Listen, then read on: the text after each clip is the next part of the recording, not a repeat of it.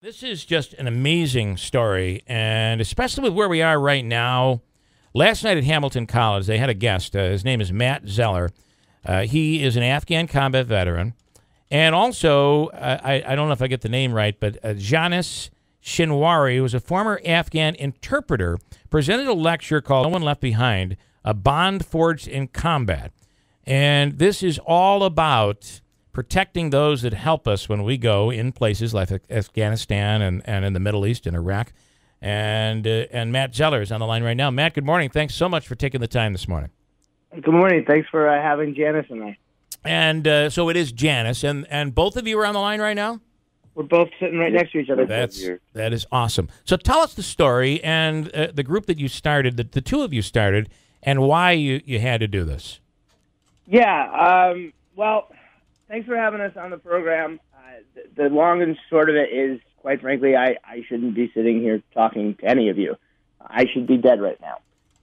The only reason that I'm not is because the gentleman that you just heard from, who was my Afghan translator, shot and killed 2 Taliban fighters who were about to kill me in a firefight 9 years ago this month. Wow. I deployed to Afghanistan as what's called an embedded combat advisor. I actually went over with a New York Army National Guard unit out of Syracuse, headquarters out of Syracuse. And our job was to train the Afghan Army and police to one day be able to replace us and continue to take the fight to the enemy without our assistance. Yeah.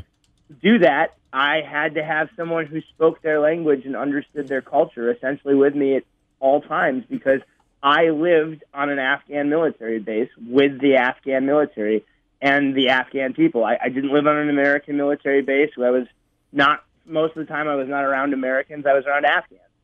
And simply put, I don't speak their language. Right. I've never been to Afghanistan, so I don't understand their culture. On my 10th day in the war, we got ambushed by a very sizable Taliban force and got pinned down in a village. And Janis was part of the rescue convoy that came to assist us. And without going into it, what is a very long story, I got knocked out by a mortar round. And when I came to, the rescue convoy had sort of just arrived. And I directed them to go off to attack a ridge line that we were taking the bulk of our fire from. And I will freely admit to, at this point, in directing where they should put their fire, I turned and ignored where I should have been looking, because I wanted to watch the people who had just been trying to kill us for the last hour get what was coming to them. And in so doing, I missed the 2 Taliban fighters who rounded a corner behind me and basically had a bead on me and had me dead to rights. Janis saw them and leapt out of this vehicle and knocked me down and shot these people almost point blank, killing them instantly. Wow. So he then, I basically, from that moment on, made him my personal translator, and we were all but connected at the hip for the rest of my tour. When I got home a year later, I told him that I owed him a life debt, and there was anything I could do, all I had to do, he had to do was ask for me to repay it. He called me a couple of months after that, this was now early 2009, to let me know that there was actually a bounty on his head, and he was being hunted by the Taliban, and asked if I could potentially sponsor him for this visa. So we as a country made a promise to all of the Afghans and the Iraqis out there who served with us. We told them if they gave us at least a year's worth of service, and if someone in uniform vouched for them and declared that service to be honorable or valuable, and that they could prove that they were in duress, meaning someone was trying to hunt or hurt them and their family, so long as they could pass the most thorough screening process that we could possibly put together for anybody wanting to immigrate here. I mean, if you want to talk about extreme vetting, this is it. Yeah. Every single 3-letter agency that you think has to look into somebody's background has to do their own personal investigation on not just, a guy like Janis, but also his wife. Even his 4-year-old son and 2-year-old daughter had to pass the screening thing, right? Wow, yeah. And on average, we found out the hard way. When I agreed to apply for a visa for him, I said, yeah, sure, man, I totally owe you this debt. I'm happy to apply for a visa for you and sponsor you. And we thought at the time it might take 6 months to a year. We learned the hard way that the screening process alone takes 4 years. Wow. So 4 years later, after he had first asked for help. It's now 2013. We've been in pretty regular contact at this point. He reaches out to tell me that he's getting laid off with about a couple hundred other Afghans because we're doing the drawdown at this point. Mm-hmm. And the base that he's on is being given back to the Afghans and closing. And he wants to know if there's really anything I can do at that point to get him over here. And so I made a big stink. I called the media and I called members of Congress and friends all over the country and asked them to call their members of Congress. And it ultimately worked. We embarrassed the government into giving this guy the visa that he was due in the nick of time. And at the end of October 2013, he and his family moved to Washington, D.C., where I now live. And that's what I learned at the airport, that despite all of this public program that we tell these people about, that they can expect a new and safe life in America, the reality is once they land in the country, they are all but homeless unless they can take care of themselves. Wow. There's not a single program out there that has the resources at this point to properly take care of them, given all of our other needs, right? Just everyone else is way too burdened. These guys end up usually falling sort of down through the cracks and being forgotten about. And so what shocked me the most was when he got off the plane, he had one suitcase for himself, one suitcase for his wife, etc. They're only allowed to bring one suitcase per person. It has to be under 50 pounds and fit in an overhead flight bin. And so when you realize that they came to this country with nothing but the clothes on their back and that they didn't have money to, figure out how they were going to pay for food, let alone rent, the only thing I could think of at that point was it was now on me. It was my responsibility. This was one of my soldiers who had just gotten home from the war, and he needed a place to stay, and that was my responsibility. So I put together an online fundraiser, and I ended up in a couple of days, thanks to the graciousness of the American people, we were able to raise his family enough money to, quite frankly, take care of their rent and their food for the first year that they were here. But you see, this whole time I've been telling you about my brother. The thing that I failed to mention is that he's about as close to a saint as I've ever met.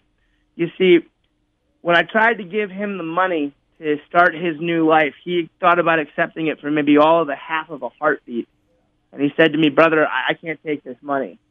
And shocked, I said, "Well, what do you want me to do with it?" And he said, "Could we use it to start an organization to help all the other guys we served with get over here?" Wow. And wow. Me and Jamshid and Maiwand and Habib and all those guys, he goes, "Yeah, they're still all trapped over there, and don't they deserve to be here too?" And he had a really good point. They did. So that was almost 3.5 years ago. We've now got chapters in all around the country in 8 different cities, and thanks to his, quite frankly, generosity and the fact that he wanted to pay this forward, we've helped welcome home now 4,000 of these people. Wow. We've helped find them a place to live. We've fully furnished their homes at no cost to them. We've bought them cars. Awesome. We've found them jobs and American families to help mentor and guide them. And that might sound like a lot to do for people who served as translators in the war, but I will tell you, as a veteran, and for those of us who served with these people, they're just as much of a veteran as I am, if not more. And when it came to my survival, my weapon wasn't the most important thing I had. It was this Afghan standing next to me, because he could tell us if we were about to get attacked, and he could tell us, when somebody was ultimately lying to us or when we should absolutely trust what someone was saying. I mean, these people were not only my voice to the Afghan people, but he was the Afghan people's voice back to me. And so the so what of all of this is that we're actually now in a crisis in this country, because Congress has once again failed to do its job. It turns out that the State Department is in charge of implementing the program, but when it comes to actually having the necessary visas to hand out to these people, Congress actually has to give the State Department permission to give these things out. And thus far, they have allowed a backlog of now 35,000 people to essentially grow. So what we have now is we have 35,000 Afghan allies and their family members who have been, on average, waiting 5 to 6 years just for us to give them an answer on the visas that they applied for, in some cases years ago. And Congress has just basically sat and kicked the can. Every couple, every year they'll allocate a couple of more visas, maybe 1,000 to 2,000 but never enough to actually cover all of these people who were made a fundamental promise by people, quite frankly, like me. Yeah.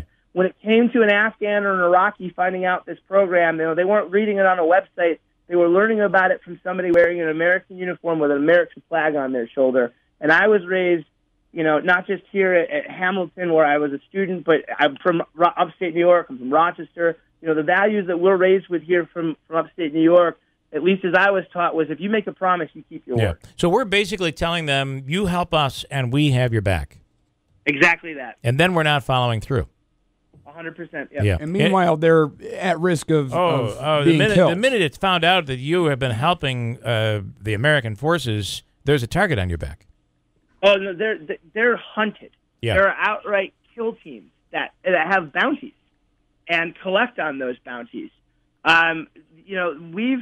Unfortunately, we actually have a list of people we track that we've been trying to assist who have been killed. And 2 days ago, I haven't told really anybody this other than my staff. 2 days ago, we had a husband and a wife. The husband had been a translator for, I think, 6 years. They were both murdered in front of their kids by the Taliban. They had been waiting for their visa for 5 years. So, and I think the 5 years is key. This is not necessarily I wonder how the Trump, the ban on immigration and all of this that we've been talking about, how that has affected it. But this goes back well into the Obama administration as well. This goes all the way back to the Bush administration. That's the thing about this. It's an issue that both sides claim to say that they support, but then it's also an issue that both sides have thoroughly mismanaged. Yeah. No one really has a unique responsibility for this. And I quite frankly, it's not a partisan issue. It's an American issue. Yeah, you're right. I mean, you're right. This is something that affects all of us. Because that's the other thing. It's not just the Afghans and the Iraqis who we made this promise to. Quite frankly, gentlemen, what happens if we end up having to put boots on the ground in Syria? Right. And when we get there and we ask the Syrian people to stand with us, they say, you know what? Yeah, we hate Assad and we hate ISIS, but we can't work with you because we saw what happened to the Iraqis and the Afghans who you made the same promise, and now they're all dead. Working with you is a death sentence. You don't keep your word. I'm sorry, I can't trust you. If that becomes the prevailing narrative, we might as well not send our military anywhere around the planet. Right, because you can't. How do you get anything done when we don't speak the language? How do we don't? Matt, tell me what kind of success are you guys having? And by the way, through your basically, I just let you go. Through this, you've given me chills. It's the American thing to do, to live up to what we promised, but to take care of these people. So your organization, obviously, it's at a critical point here. What has to be done, and what are you accomplishing right now? So Congress, first off, has to pass a law this year at least, if not in the next year, allocating the proper number of visas. And people listening out there, by all means, please call your member of Congress and tell them that when it comes to our allies in Iraq and Afghanistan, we need to honor our word. The second thing is that we need funding. We don't take a dime of government money because there really is none available for this. So everything that we're doing is through the private support of the American people, and that's fine by me. But the reality is we think that there's anywhere from 35 to 50,000 of these folks who remain abroad. If you throw in the Iraqis as well, they all are going to need a home when they get here and a job and a family to help guide them. And look, this is something that we can do as a people together. This isn't the first time that, by the way, we did this. We did this at the end of Vietnam. We helped in the final month of Vietnam alone. We evacuated 250,000 people out of Saigon. Mm-hmm. So this is something that we have experience with. And I would challenge us, by the way. I've talked to a number of Vietnam vets now, and they will all tell you that they have had to live with a half century, 50 years of a moral injury, the memory of the people that we weren't able to get out. And what they tell me to a person is they say, young man, we don't want this to be the legacy of your generation of veterans. So what we need people to do is we need people to call their member of Congress and demand more visas. We need people to join our team. You can go to our website, nooneleft.org. We're always looking for folks to get involved. We have a number of ways people can even volunteer from the comfort of their home. We get more requests for assistance for people who just sometimes need to talk to an American and feel that they've not been abandoned. I'm literally talking about Iraqis and Afghans who contact us on Facebook. As I've been talking to you, I've gotten 4 messages alone who simply just want to know that the American people haven't forgotten them while they continue to wait to hear whether or not they're going to receive a visa. Interacting with these people goes a long way in letting them know that we haven't abandoned them. All right, so we would ask that people go to dig in on this on your own. The website is nooneleft.org, nooneleft.org. Check it out. If you can contribute or help in any way, please do. Matt, what you're doing is incredible. And Janis, are you there? Yes, I'm here. Thank you to what you've done to protect our people and what you've done for us, and then furthermore to pass up that money and build this this foundation. It's really, boy, it's incredible. Thank you so much. Yeah, we had to do it because when I got here, as Matt said, I saw that I have somebody who can take care of me, but we have a lot of friends still here and in Afghanistan that they don't have somebody like Matt to help them. That's why we decided from that time to make something to support our people here once they get here, because they don't know anybody. They're not familiarized with the culture. Even they don't know how to get a bus, how to work, how to get a license, and that's what now we teach them. We help them to do it. Help them, because just setting them down all by themselves with no help is just not the American thing to do. Again, Matt Zeller and Janis Shinwari, thank you guys for what you do.